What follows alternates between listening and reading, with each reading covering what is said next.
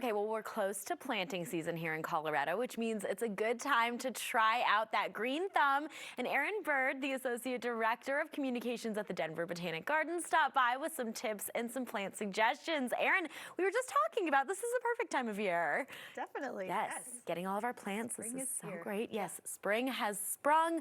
Okay, there's so much going on here, but say that you're new to gardening, or even, you know, I'm not necessarily new, but I feel like every year I have to reteach myself. Yeah. So how can you guys help us out? Definitely. We have a new gardener boot camp education program that is perfect for new gardeners, or if you moved from Colorado, from a different part of the country where gardening is totally different here, or like you who just need some refreshers. And the beauty of this is it's an online course. You can do it at your own pace, watch all the classes. And then you have 2 weeks to do that, and then we'll have a Q&A, a live video Q&A with the instructors, so you can actually get specific questions answered that you might have. Wow, okay, that is amazing, and that's a great idea, especially, again, for those of us who maybe need a refresher. And we have so many people moving to Colorado. It's dry here, guys. There's different things that you need to remember when you're gardening, so huge. So what are some of the tips and tricks that people will learn at the gardening boot camp? Sure, so the boot camp combines all of our favorite and best beginner gardening classes. So that includes just planning a garden, figuring out like what works for your yard with your sun, your soil, slope, everything like that, to making sure your soil is healthy.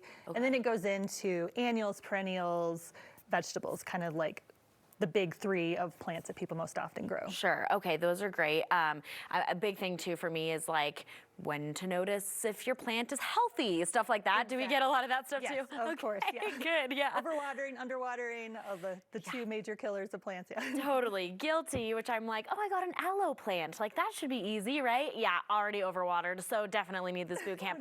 Amazing. Okay, so since this is online, how does it work? Are we able to kind of, you know, tune in and be able to test out our skills? How does this work online? Yeah, so it's a go at your own pace program. It's April 20th is when the videos become available. And then you can watch at your own pace. And then a week later, they'll have the Q&A with the instructors. And then you still have an additional 14 days after that Q&A to go back and revisit and access the videos. Okay, that is great. So you don't need to kind of retain all the information right there. Not like a crash course. You can go at your own pace, work around your schedule. Amazing. Okay, and write those questions down, obviously, while you're taking the course, which is huge. So after people get through this course, it's, you know, time to test what they learned, of course. Make sure that they know what they've got here. You guys can help with this, right? Yes. Spring plant sale is just around the corner. It's our big annual spring plant sale that features thousands of plants, often a lot of varieties that you can't find at big box stores or even some independent nurseries. Amazing. And you were telling us about some of them before we came back from break. Like, tell me some of the ones you were saying. Yeah, well, I was talking about the herbs. We have like so many different varieties of herbs. There's like strawberry basil and mojito mint and a lot of different tomato varieties that might be harder to track down.